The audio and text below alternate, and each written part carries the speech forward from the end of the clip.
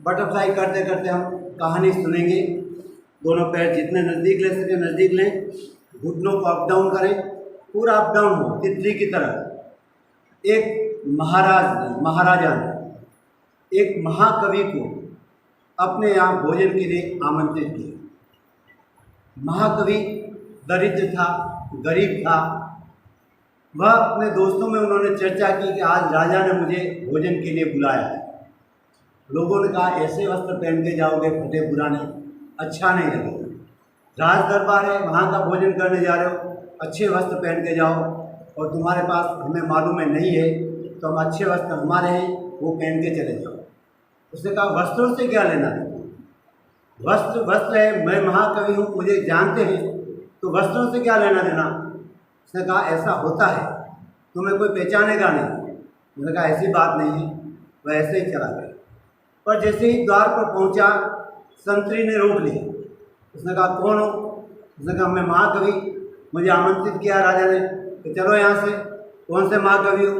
जैसे ही ये वस्त्र देखे फटे पुराने मेले कुचेले, मैं कहा कौन से महाकवि, चलो यहाँ कोई जगह नहीं, चलो जाओ अपने घर। वह बेचारा वहाँ से रवाना हो गया। दोस्तों को आकर कहा कि तुमने बात बिल्कुल सही की, वस्त्र अब तुम्हारे दे दूँगी। अच्छे वस्त्र पहन कर गया और कवि जैसे वस्त्र पहने।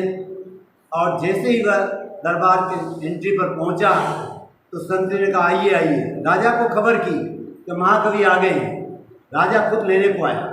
महाकवि का स्वागत किया गया। वहीं पर द्वार पे हार वार पहनाया गया और लेके गए भोजनशाला। भोजन कक्ष में सोने की थालियों में बहुमूल्य भोजन, स्वादिष्ट भोजन रखे हुए। आमने सामने राजा और महाकवि बैठा है। अब राजा ने कहा कविराज भोजन प्रारंभ कीजिए। कविराज ने कहा मैं प्रारंभ करूं। उन्होंने कहा हाँ पहले आप प्रारंभ कीजिए।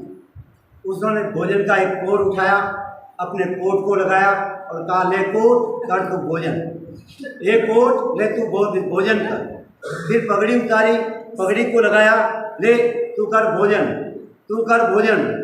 राजा ने कहा कैसी हरकतें कर रहे, महाकवि इतने विद्वान हैं और आप ऐसी हरकतें कर रहे हैं, ये भोजन इनको कराया जाता है।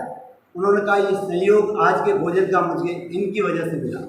अगर इनका सत्कार नहीं करूँगा तो मेरे लिए शिष्टता होगी। जिनके कारण मुझे भोजन यहाँ प्राप्त हो रहा है उनकी शिष्टता तो मुझे रखनी पड़ेगी।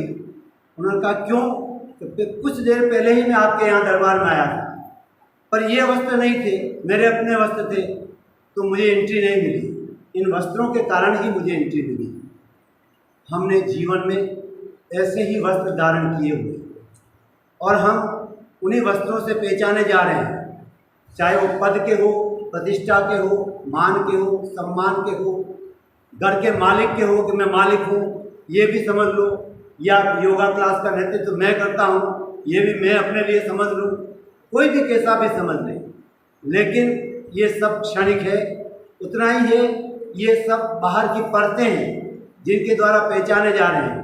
पर एक एक परत उगाड़ते जाए, जैसे प्याज की एक एक परत उगाड़ते हैं तो भीतर क्या रहता है, शून्य, कुछ भी नहीं। तो हम भी भीतर कुछ भी नहीं है, लेकिन बताते इतना है कि हम कुछ हैं। आप क्या हैं, कुछ भी नहीं।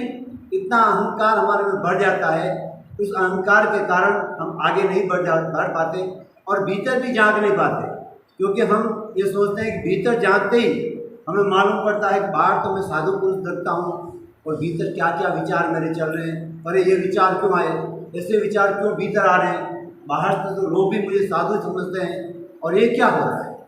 तब फिर हम घबरा जाते हैं और देखना बंद कर देते हैं।